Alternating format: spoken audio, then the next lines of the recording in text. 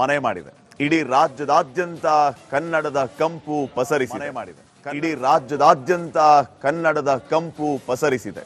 ಕನ್ನಡದ ಹಬ್ಬವನ್ನ ಎಲ್ಲಿ ಹೇಗೆ ಸಂಭ್ರಮದಿಂದ ಆಚರಿಸ್ತಾ ಇದ್ದಾರೆ ಬನ್ನಿ ವಿಶೇಷ ವರದಿಯಲ್ಲಿ ನೋಡ್ಕೊಂಡು ಬರೋಣ.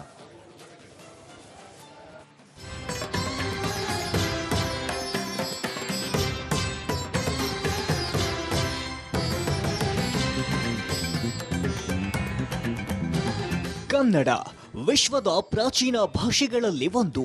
ಸರಿಸುಮಾರು 2000 ವರ್ಷ ಇತಿಹಾಸವಿರುವ ಕನ್ನಡಕ್ಕೆ ತನ್ನದೇ ಆದ ವೈಭವೋಪೇತ ಸಂಸ್ಕೃತಿ ಇದೆ. ಅಭಿಜಾತ ಭಾಷೆ, ಶಾಸ್ತ್ರೀಯ ಭಾಷೆ ಎಂದು ಹೆಗ್ಗಳಿಕೆಗೆ ಪಾತ್ರವಾದ ಕನ್ನಡ ಭಾಷೆಯು ವಿಶ್ವ ಲಿಪಿಗಳ ರಾಣಿ ಎಂದು ಖ್ಯಾತಿ ಪಡೆದಿದೆ.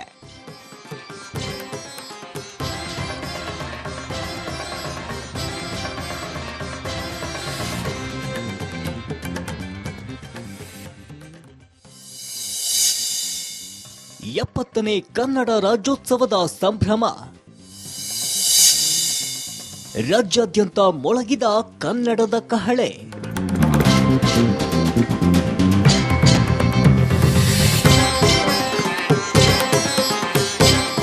ನವೆಂಬರ್ 1 ಕನ್ನಡಿಗರ ಪಾಲಿಗೆ ಹಬ್ಬದ ವಾತಾವರಣ. ಏಕೆಂದರೆ ರಾಜ್ಯಾದ್ಯಂತ ಕನ್ನಡ ರಾಜ್ಯೋತ್ಸವದ ಸಂಭ್ರಮ ಗರಿಗೆದರಿದೆ. ಪ್ರತಿ ವರ್ಷದಂತೆ ಈ ವರ್ಷವೂ ಅದ್ದೂರಿಯಾಗಿ ರಾಜ್ಯೋತ್ಸವವನ್ನ ಆಚರಿಸಲಾಗುತ್ತಿದೆ. ನಾಡಿನೆಲ್ಲೆಡೆ ಹಳದಿ ಕೆಂಪು ಬಾವುಟಗಳು ರಾರಾಜಿಸುತ್ತಿದೆ.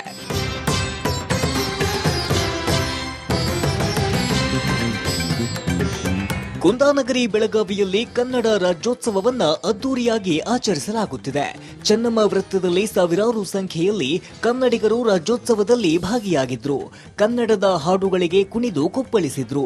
ಕನ್ನಡ ಪರ ಸಂಘಟನೆಗಳ ನೇತೃತ್ವದಲ್ಲಿ ರಾಜ್ಯೋತ್ಸವವನ್ನ ಆಚರಿಸಲಾಗುತ್ತಿದ್ದು ಕನ್ನಡ ಬಾವುಟಗಳು ರಾರಾಜಿಸಿದ್ವು.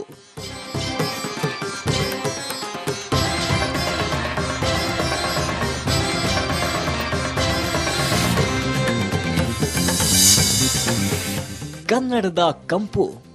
1956 ನವೆಂಬರ್ 1 ಮದ್ರಾಸ್, ಮುಂಬೈ, ಹೈದರಾಬಾದ್ ಪ್ರಾಂತ್ಯದ ಕನ್ನಡ ಮಾತನಾಡುವ ಜನರಿರುವ ಪ್ರದೇಶಗಳು ವಿಲೀನಗೊಂಡು ಮೈಸೂರು ರಾಜ್ಯ ಉದಯವಾಯಿತು.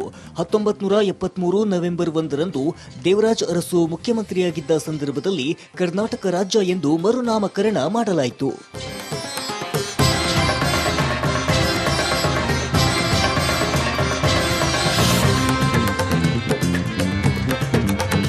ಬಾರಿಸು ಕನ್ನಡ ಡಿಂಡಿಮವ, ಓ ಕರ್ನಾಟಕ ಹೃದಯ ಶಿವ. ರಾಜ್ಯಾದ್ಯಂತ ಕನ್ನಡದ ಕಂಪು ಪಸರಿಸಿದೆ. ಹಳದಿ ಕೆಂಪು ಬಾವುಟ ನಾಡಿನೆಲ್ಲೆಡೆ ರಾರಾಜಿಸುತ್ತಿದೆ. ಪ್ರತಿ ಮನೆ ಮನಗಳಲ್ಲೂ ಕನ್ನಡದ ಜ್ಯೋತಿ ಬೆಳಗಲಿ.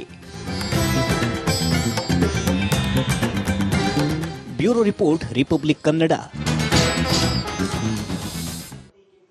ಈ ಬಗ್ಗೆ ಇನ್ನಷ್ಟು ಮಾಹಿತಿಯನ್ನ ಕೊಡ್ತಾರೆ ನಮ್ಮ ಪ್ರತಿನಿಧಿ ಮಾದೇಶ್. ಈಗ ನೇರ ಸಂಪರ್ಕದಲ್ಲಿ ಜಾಯ್ನ್ ಆಗಿದ್ದಾರೆ. ಮಾದೇಶ್, ಗಮನಿಸ್ತಾ ಇದ್ದೀವಿ ಎಲ್ಲ ಕಡೆನೂ ಕೂಡ ರಾಜ್ಯೋತ್ಸವದ ಸಂಭ್ರಮ ಸಡಗರ ಮನೆ ಮಾಡಿರುವಂತದ್ದು. ತಾವೀಗ ಎಲ್ಲಿದ್ದೀರಿ, ಏನ್ ನಡೀತಾ ಇದೆ, ಏನ್ ಅಪ್ಡೇಟ್ಸ್ ಕೊಡ್ತೀರಿ?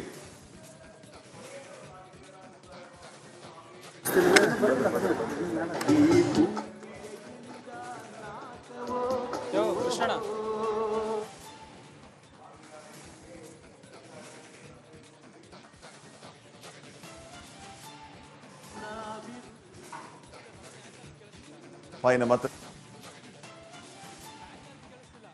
ಕನ್ನಡದ ಹಬ್ಬ ಸಂಭ್ರಮ ಸಡಗರ ಇಡೀ ರಾಜ್ಯದಾದ್ಯಂತ ಮನೆ ಮಾಡಿದೆ. ರಾಜ್ಯೋತ್ಸವನ ಅತ್ಯಂತ ಸಡಗರ ಸಂಭ್ರಮದಿಂದ ಆಚರಿಸ್ತಾ ಇದ್ದಾರೆ. ಬೆಳಗಾವಿಯಲ್ಲಂತೂ ನಿನ್ನೆ ಮಧ್ಯರಾತ್ರಿಯಿಂದಲೇ ರಾಜ್ಯೋತ್ಸವದ ಸಂಭ್ರಮ ಆರಂಭ ಆಗಿದೆ.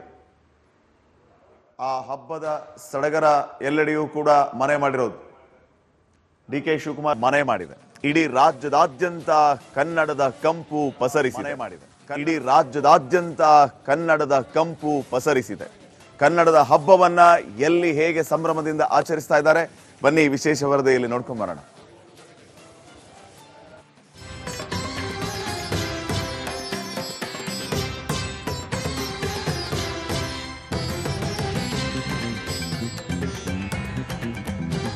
ಕನ್ನಡ ವಿಶ್ವದ ಪ್ರಾಚೀನ ಭಾಷೆಗಳಲ್ಲಿ ಒಂದು. ಸರಿಸುಮಾರು 2000 ವರ್ಷ ಇತಿಹಾಸವಿರುವ ಕನ್ನಡಕ್ಕೆ ತನ್ನದೇ ಆದ ವೈಭವೋಪೇತ ಸಂಸ್ಕೃತಿ ಇದೆ. ಅಭಿಜಾತ ಭಾಷೆ, ಶಾಸ್ತ್ರೀಯ ಭಾಷೆ ಎಂದು ಹೆಗ್ಗಳಿಕೆಗೆ ಪಾತ್ರವಾದ ಕನ್ನಡ ಭಾಷೆಯು ವಿಶ್ವ ಲಿಪಿಗಳ ರಾಣಿ ಎಂದು ಖ್ಯಾತಿ ಪಡೆದಿದೆ.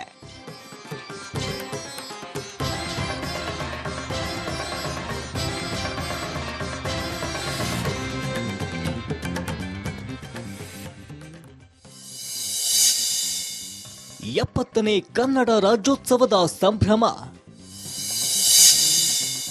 ರಾಜ್ಯಾದ್ಯಂತ ಮೊಳಗಿದ ಕನ್ನಡದ ಕಹಳೆ.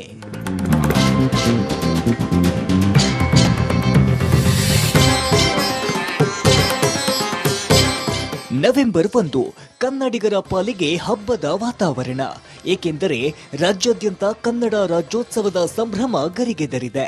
ಪ್ರತಿ ವರ್ಷದಂತೆ ಈ ವರ್ಷವೂ ಅದ್ದೂರಿಯಾಗಿ ರಾಜ್ಯೋತ್ಸವವನ್ನ ಆಚರಿಸಲಾಗುತ್ತಿದೆ. ನಾಡಿನೆಲ್ಲೆಡೆ ಹಳದಿ ಕೆಂಪು ಬಾವುಟಗಳು ರಾರಾಜಿಸುತ್ತಿದೆ.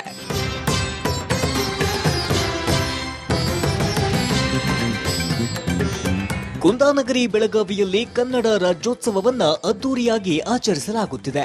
ಚೆನ್ನಮ್ಮ ವೃತ್ತದಲ್ಲಿ ಸಾವಿರಾರು ಸಂಖ್ಯೆಯಲ್ಲಿ ಕನ್ನಡಿಗರು ರಾಜ್ಯೋತ್ಸವದಲ್ಲಿ ಭಾಗಿಯಾಗಿದ್ರು. ಕನ್ನಡದ ಹಾಡುಗಳಿಗೆ ಕುಣಿದು ಕುಪ್ಪಳಿಸಿದ್ರು. ಕನ್ನಡ ಪರ ಸಂಘಟನೆಗಳ ನೇತೃತ್ವದಲ್ಲಿ ರಾಜ್ಯೋತ್ಸವವನ್ನ ಆಚರಿಸಲಾಗುತ್ತಿದ್ದು ಕನ್ನಡ ಬಾವುಟಗಳು ರಾರಾಜಿಸಿದ್ವು.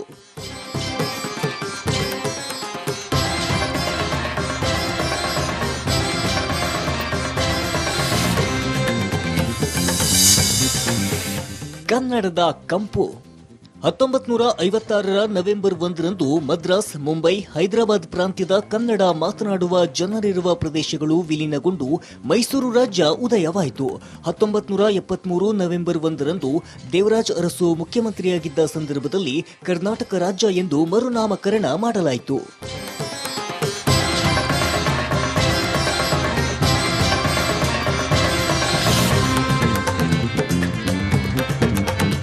ಬಾರಿಸು ಕನ್ನಡ ಡಿಂಡಿಮವ, ಓ ಕರ್ನಾಟಕ ಹೃದಯ ಶಿವ. ರಾಜ್ಯಾದ್ಯಂತ ಕನ್ನಡದ ಕಂಪು ಪಸರಿಸಿದೆ. ಹಳದಿ ಕೆಂಪು ಬಾವುಟ ನಾಡಿನೆಲ್ಲೆಡೆ ರಾರಾಜಿಸುತ್ತಿದೆ. ಪ್ರತಿ ಮನೆ ಮನಗಳಲ್ಲೂ ಕನ್ನಡದ ಜ್ಯೋತಿ ಬೆಳಗಲಿ. Bureau report, Republic Kannada.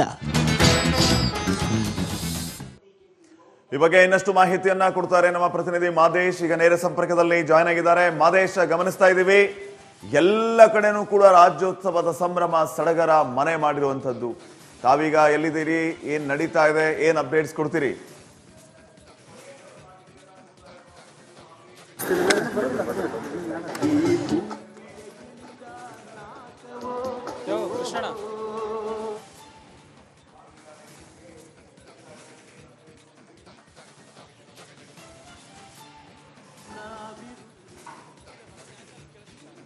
ಮತ್ತೆ